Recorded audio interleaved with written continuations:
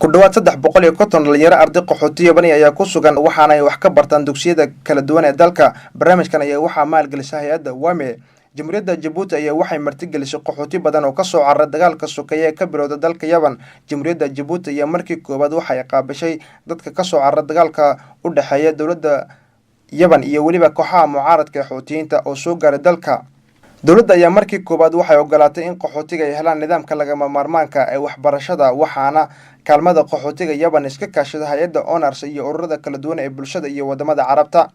Dowladda ayaa sidoo kale u fududeysay wax kasta oo wax loogu qaban karo qaxootiga Yabanida iyaga oo uga mahad celiyay dowladda Djibouti wax waliba oo la garab joogto. Dowladda ayaa ka caawida qaxootiga Yaban inay helaan caafimaad, waxbarasho, cunto iyo wixii la mid ah.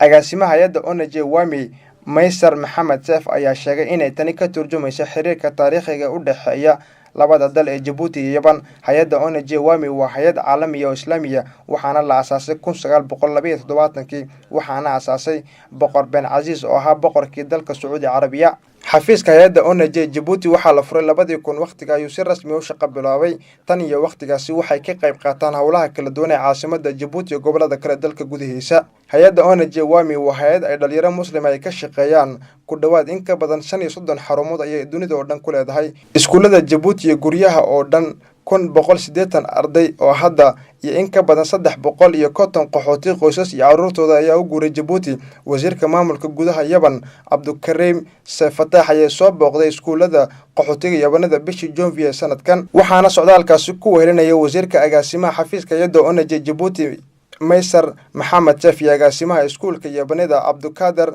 Ali. Wafdigan ayaa soo dhaweeyay iskuulka loo dhisay dhalinyarada qaxootiga Yabanida. Xamid Ali Razay oo ah mas'uul Yabani ayaa sheegay inay tani ka turjumayso xiriirka soo jireenka ee Yaban iyo Djibouti. Iskuulka Yabanida ayaa waxaa la aasaasay 1991 kaasi oo ah qaab iskaashi ee Jamhuuriyadda Djibouti iyo Jamhuuriyadda Yaban. waan soo dhaweynayaa dadaalka ay sameysay hay'adda WAME oo ah mid ay u baahan yihiin qaxootiga Yaban gaar ahaan hagaajinta xaaladda ardayda.